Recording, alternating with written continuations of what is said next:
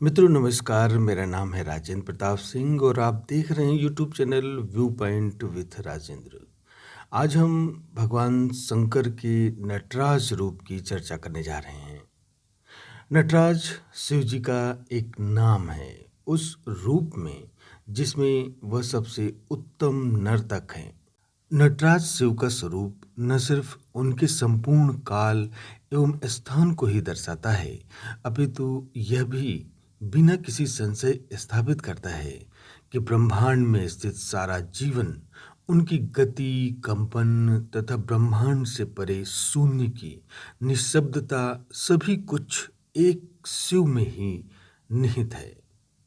नटराज दो शब्दों के समावेश से बना है, नट अर्थात कला और राज।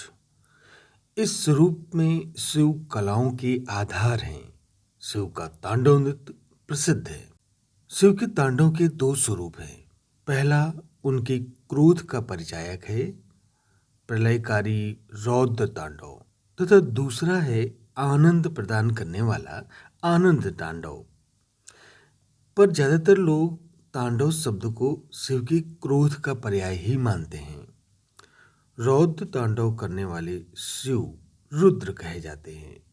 आनंद तांडव करने वाले शिव नटराज कहे जाते हैं। प्राचीन आचार्यों के मतानुसार शिव के आनंद तांडव से ही सृष्टि अस्तित्व में आती है तथा उनके रौद्र तांडव से सृष्टि का विलय हो जाता है। शिव का नटराज स्वरूप भी उनके अन्य स्वरूपों की ही भांति मनमोहक तथा उसकी अनेक व्याख्याएं की गई हैं। नटराज यानी नृत्य के देवता, हिंदू देवता शिव ब्रह्मांडीय नर्तक के रूप में विशेष तौर पर दक्षिण भारत में कई शैव मंदिरों में धातु या पत्थर की मूर्तियों के रूप में पाए जाते हैं। यह चोल मूर्ति कला की एक महत्वपूर्ण रचना है। नटराज के ऊपरी दाहिने हाथ में डमरू है जो सृजन की ध्वनि का प्रतीक है।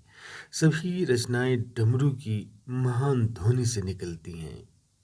ऊपरी बाएं हाथ में शाश्वत अग्नि है जो विनाश की प्रतीक है। विनाश सृष्टि का अग्रदूत और अपरिहार्य प्रतिरूप है।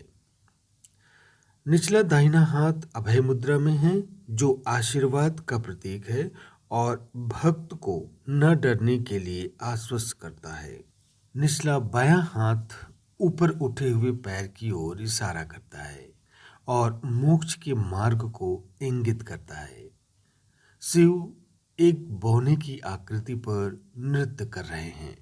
बौना अज्ञानता और व्यक्ति के अंधकार का प्रतीक है। भगवान शिव को ब्रह्मांड के भीतर सभी प्रकार की गति के स्रोत के रूप में दिखाया गया है और प्रलय के दिन को नृत्य ज्वाला के मेहराब द्वारा दर्शाया गया है। ये ब्रह्मांड के विघटन को संदर्भित करते हैं। शिव के उलझे बालों से बहने वाली धाराएं गंगा नदी का प्रवाह का प्रतिनिधित्व करती हैं। शिव के एक कान में नर तथा दूसरे कान में मादा का अलंकरण है, यानी जो कुंडल पहने हुए हैं, एक में पुरुष और दूसरे में महिला का है। यह नर और मादा के संलयन का प्रतिनिधित्व करता है और इसे अर्धनारीश्वर के रूप में जाना जाता है। शिव की भुजा के चारों ओर एक सांप मुड़ा हुआ है। सांप कुंडलिनी शक्ति का प्रतीक है जो मानव रीढ़ में सुप्त अवस्था में रहती है। यदि कुंडली शक्ति जागृत हो जाए तो व्यक्ति सच्ची चेतना प्राप्त कर सकता है। नटराज जगमगाती रोशनी के एक बादल निम्बस से घिरा हुआ है जो समय के विशाल अंतहीन चक्र का प्रतीक है। ये थी जानकारी नटराज से संबंधित। आपको कैसी लगी कमेंट बॉक्स में जरूर बताइएगा। मिलते हैं अगले वीडियो में किसी नई जानकारी के साथ। नमस्कार।